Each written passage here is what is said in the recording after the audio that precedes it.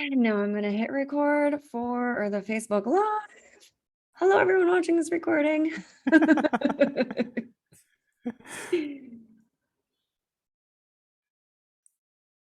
And it looks like it's working. So Yay. let's give it just a moment to catch up because sometimes Facebook takes a second to catch up. And I'm going to go find it. So if anyone jumps on live, I can see. All right. And I'm going to post the link to the summit on that live. Ta-da! Okay.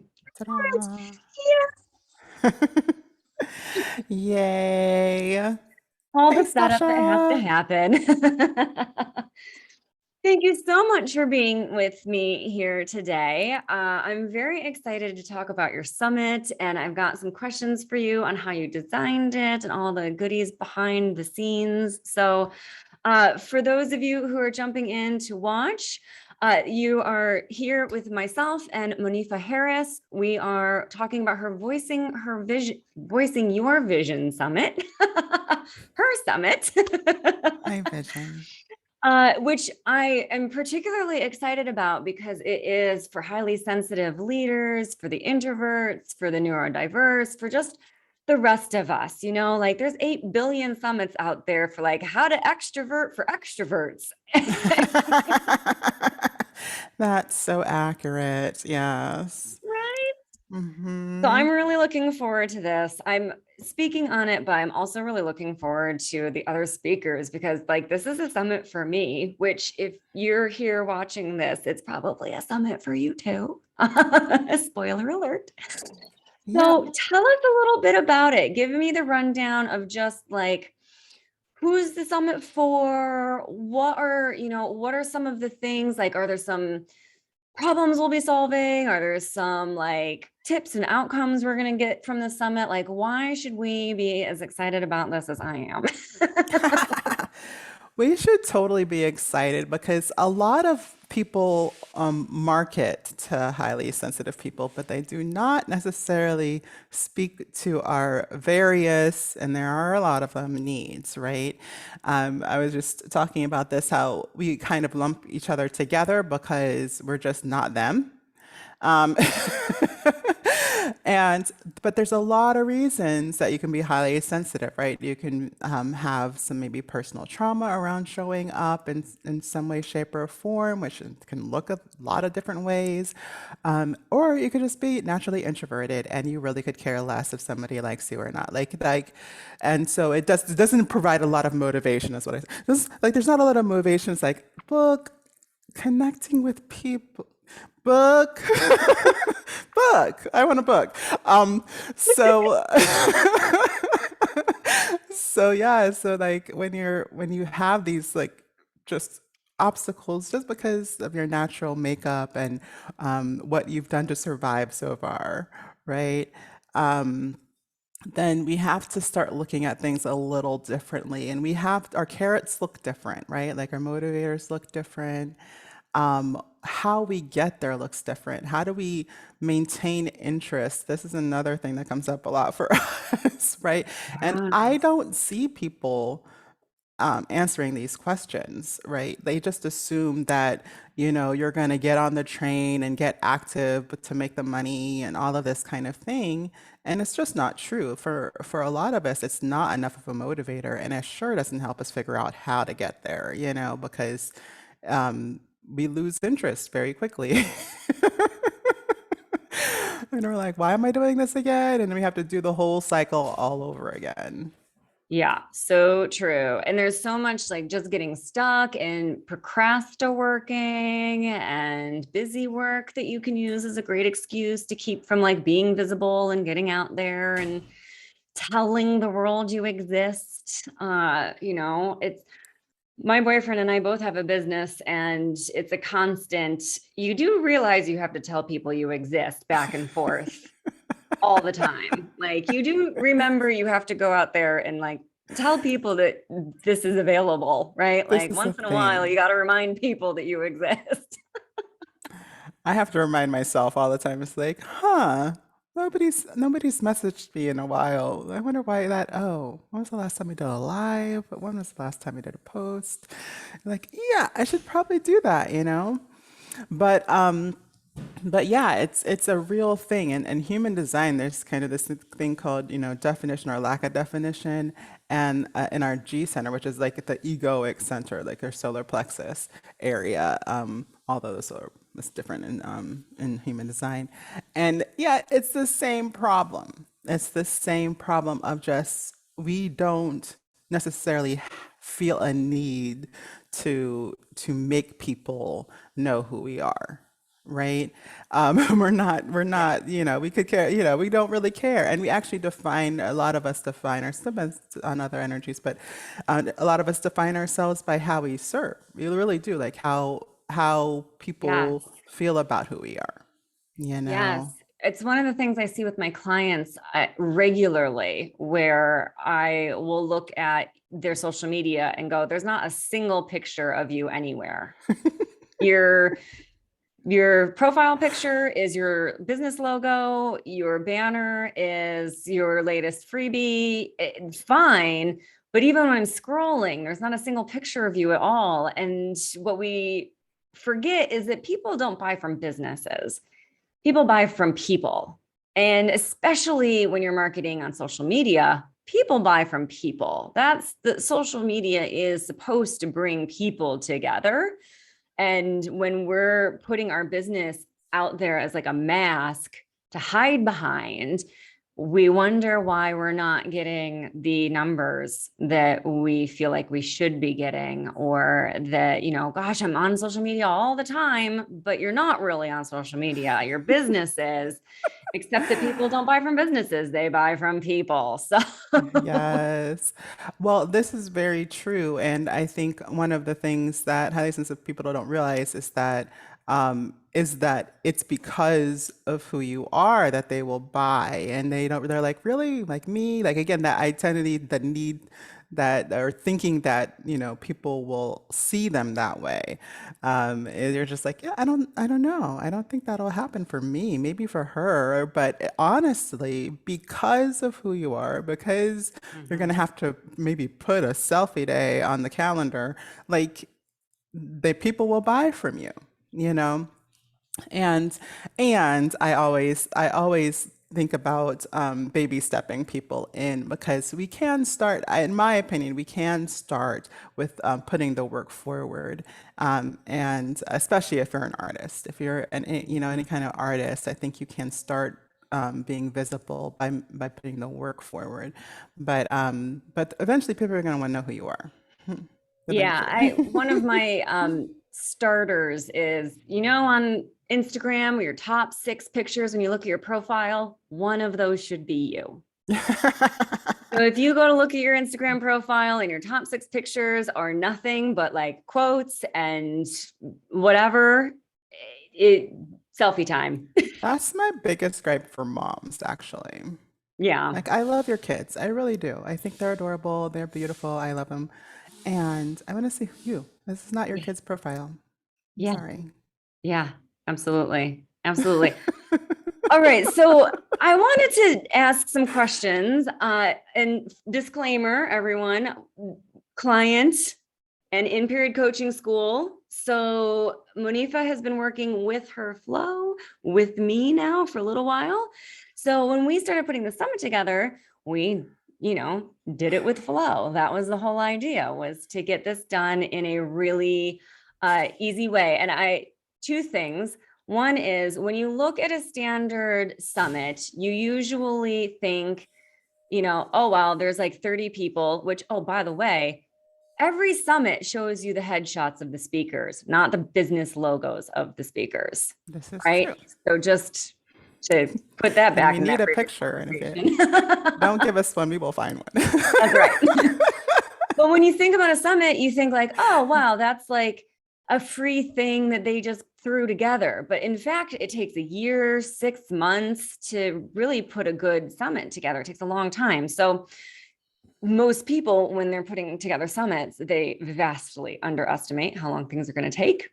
they don't do it with flow, and they end up cramming and doing things last minute and find summits to be utterly exhausting and lackluster results, because usually summits, unless you're like, $1 million business who's paying for ad revenue and all of your speakers are also $1 million businesses, you're not making money on the summits. You're bringing in email subscribers, you're broadening your list, you're bringing in a really great group of people, hopefully that are well suited for your business and will perhaps jump into something down the line or buy your book or, whatever.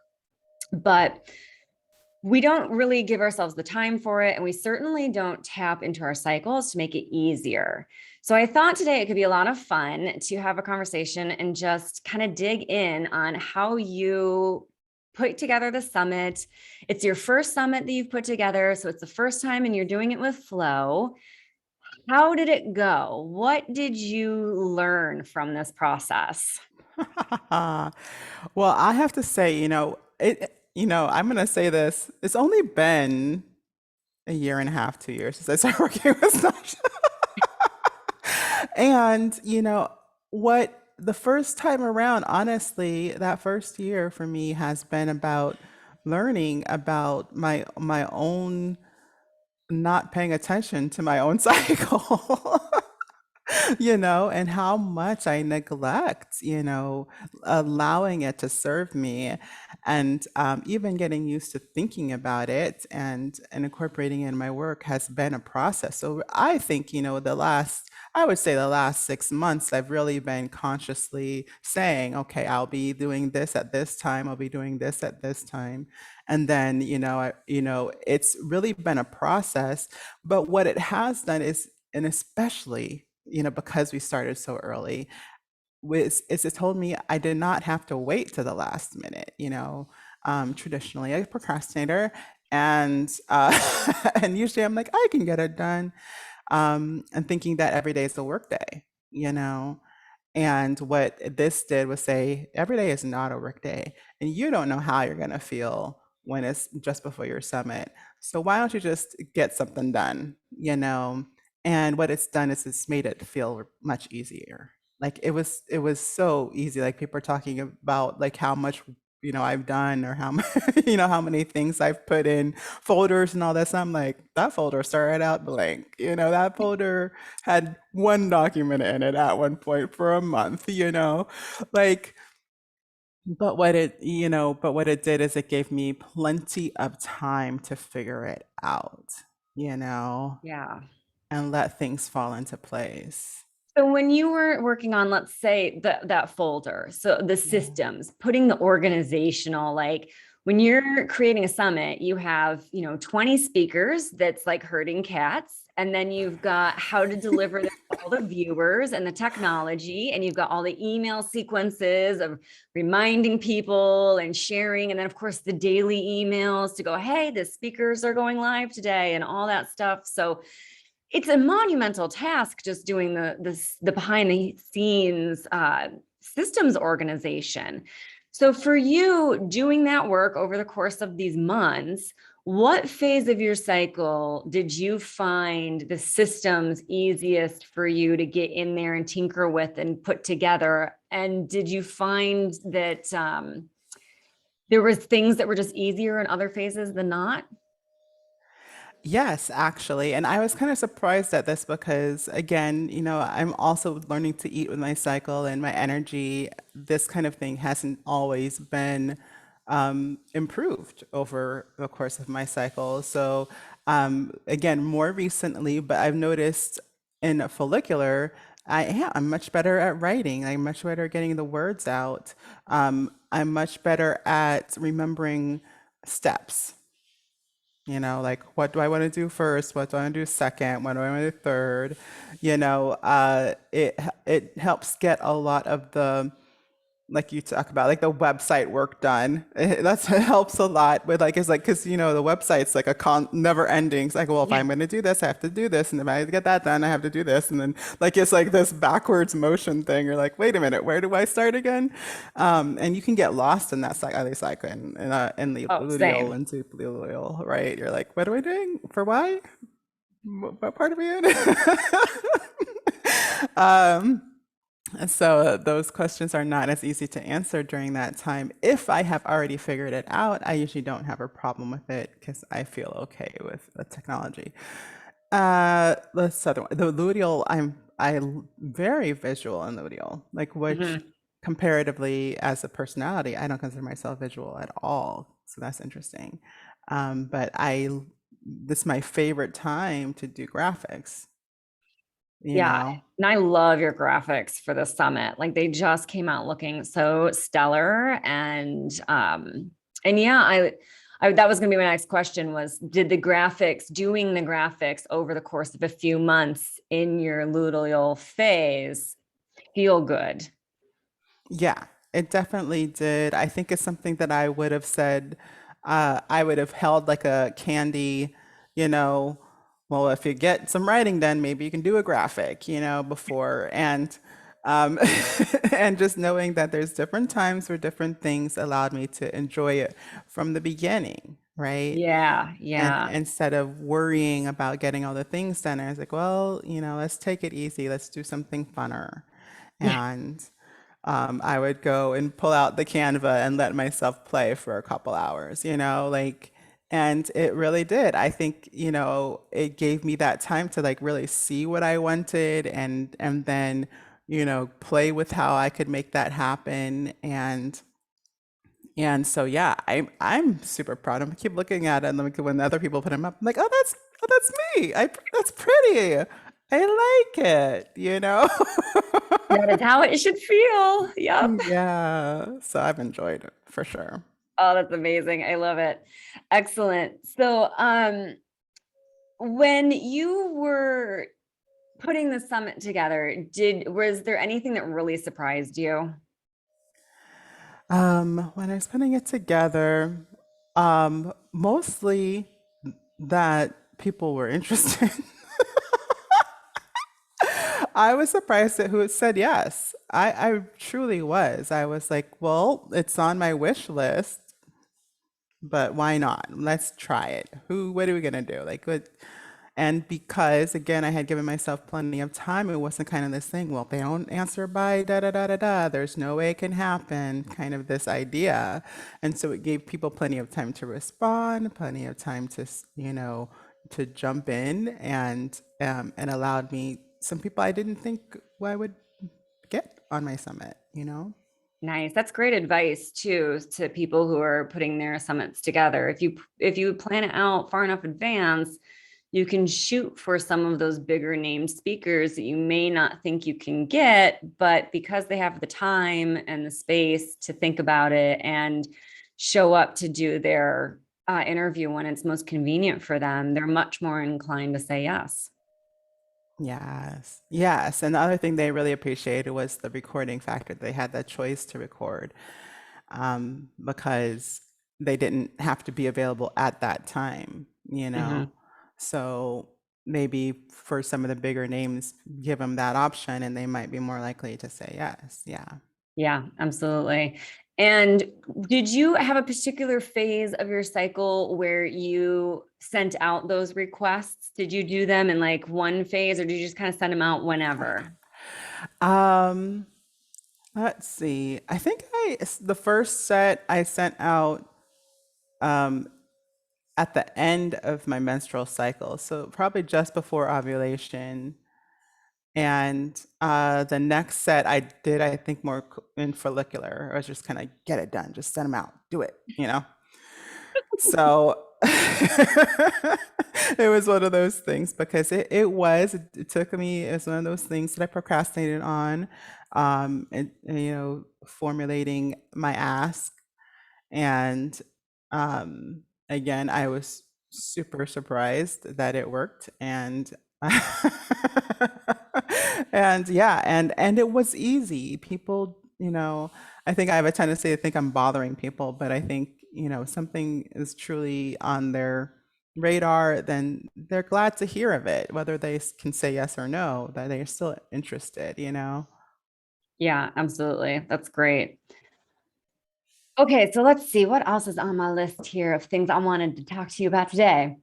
Oh, this one. So now that you've hosted a summit, I know a lot of us are speakers on summit or we want to be speakers on summits.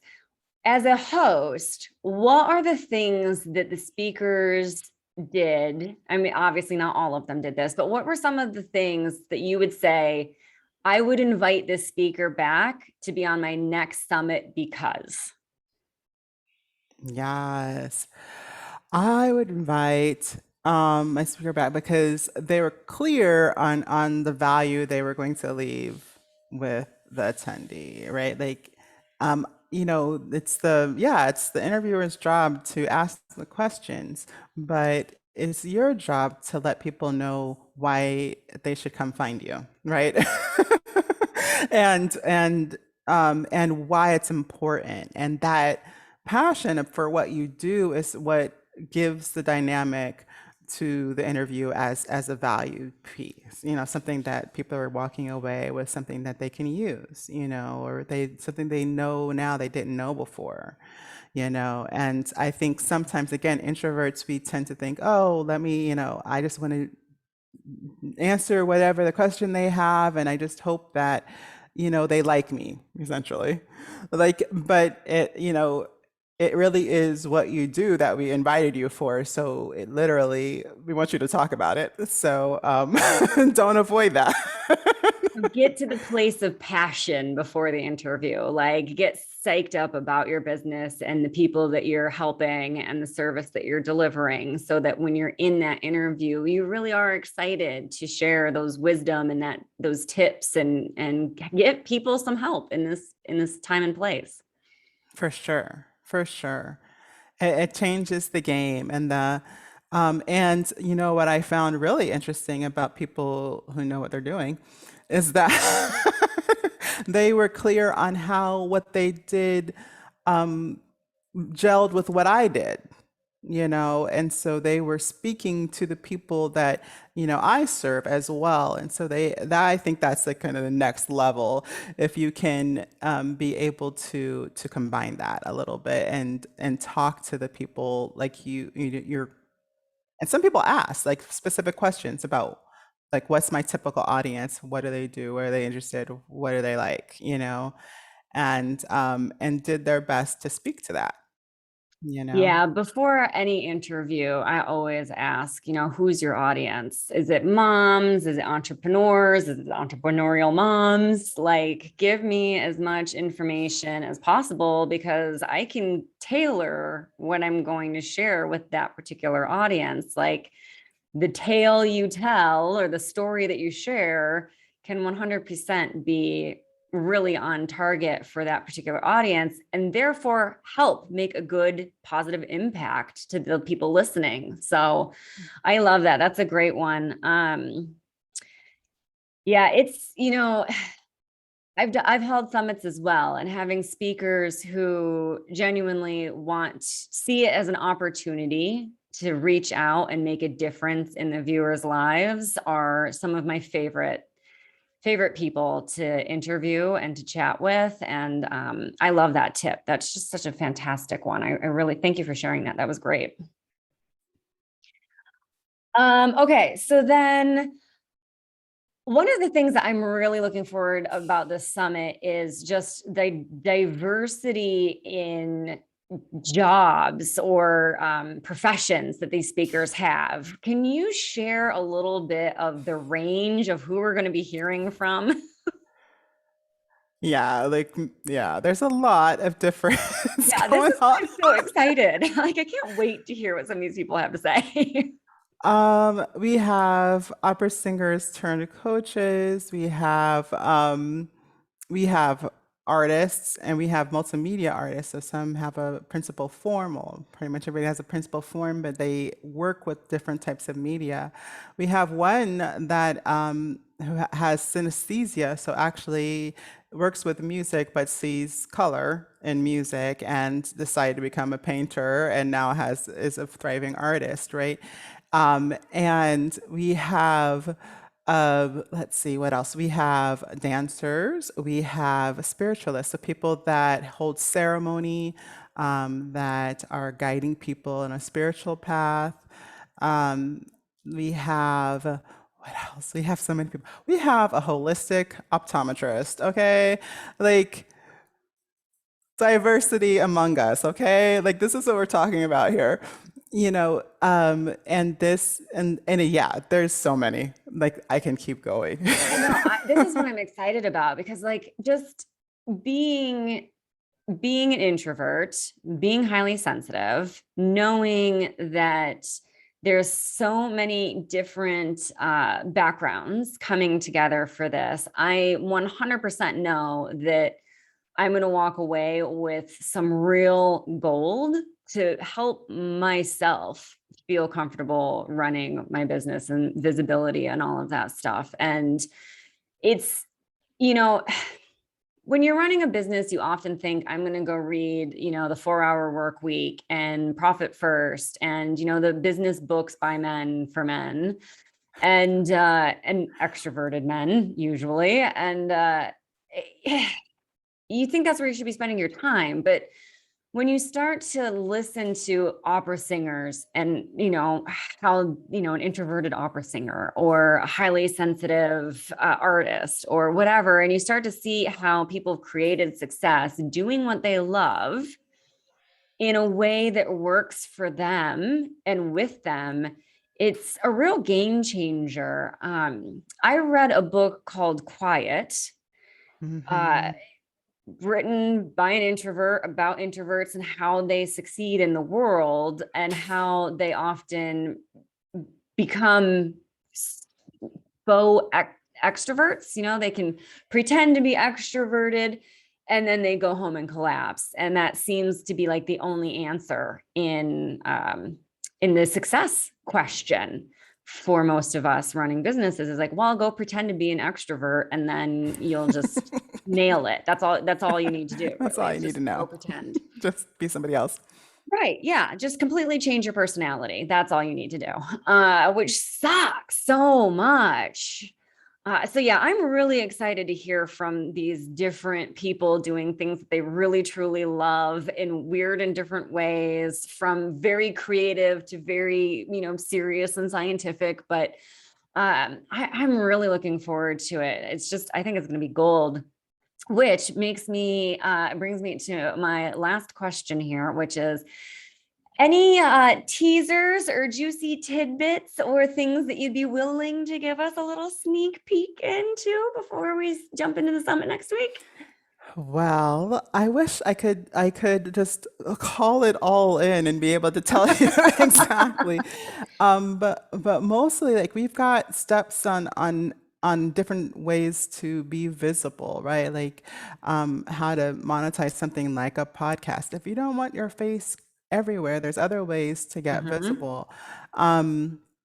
We have some true like what to do in the day, right? From somebody I think who's the most naturally aligned person I think I've ever met in my entire life. Like honestly, we have I hope that you get to see as many of them as possible. What you'll also hear is the cross section of wisdom and knowledge between these people. Like you'll have people talking about other people's more centered focus and field, right?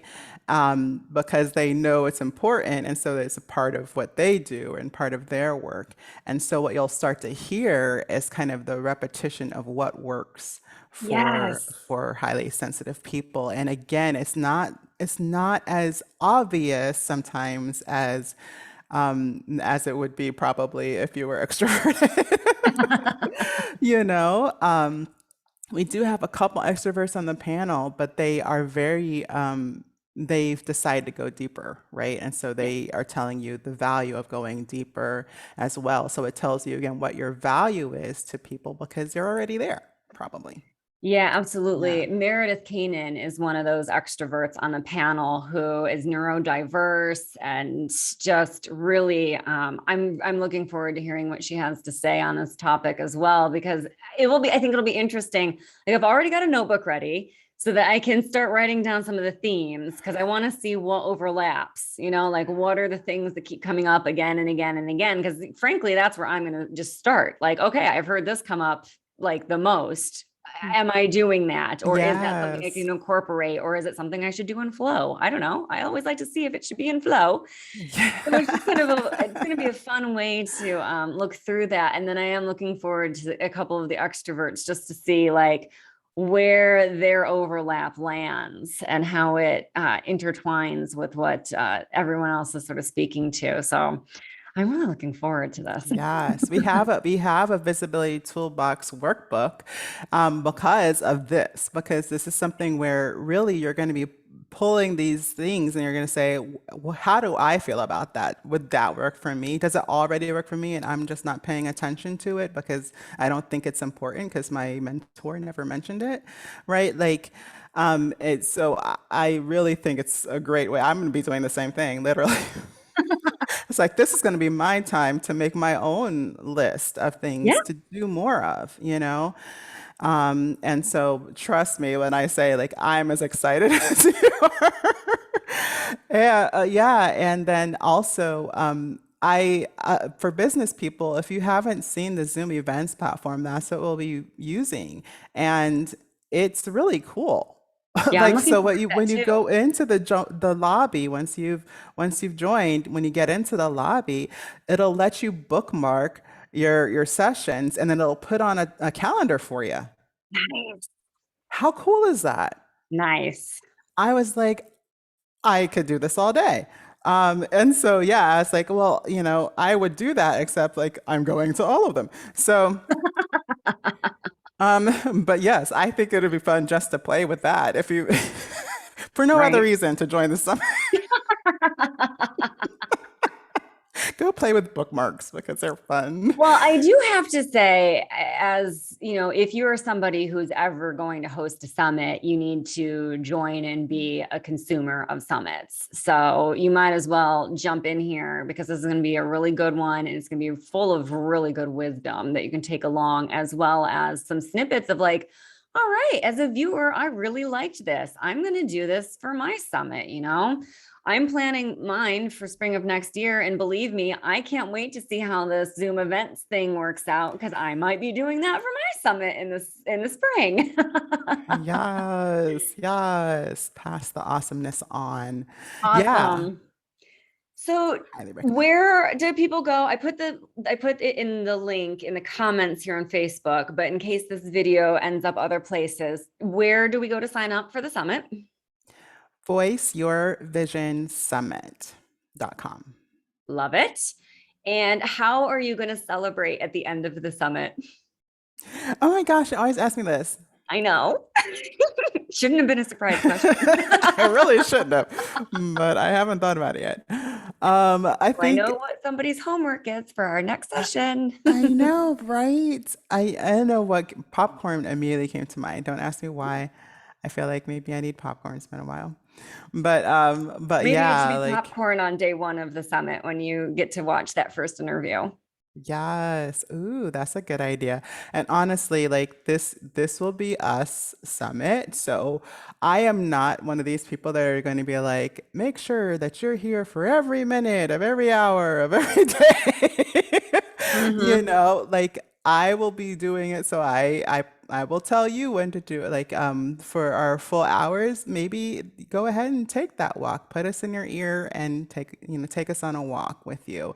I will be bringing knitting, so I can knit in between my lives, So like I I get it, and I don't expect you to be a plant and just sit there and absorb.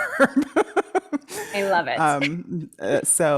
Feel free to also like do the upgrade. If you think it's something that you might love to do, we're supporting some really cool organizations and donating 50% of proceeds to Keta's Learning Center.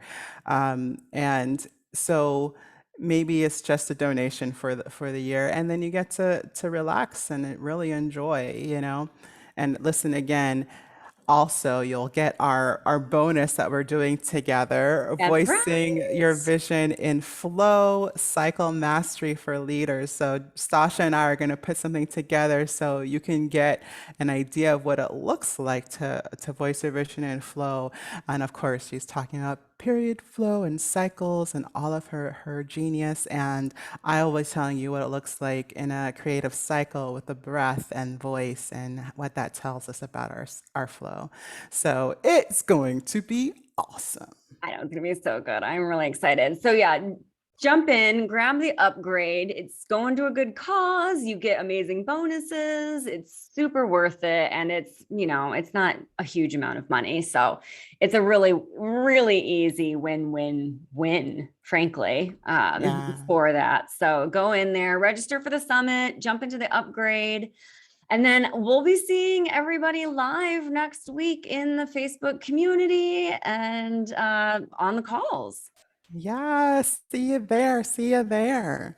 Thank you so much for chatting with me today. This has been fantastic. I'll see everybody on the summit. Yes, I will see you there. Bye, guys. That's all for now.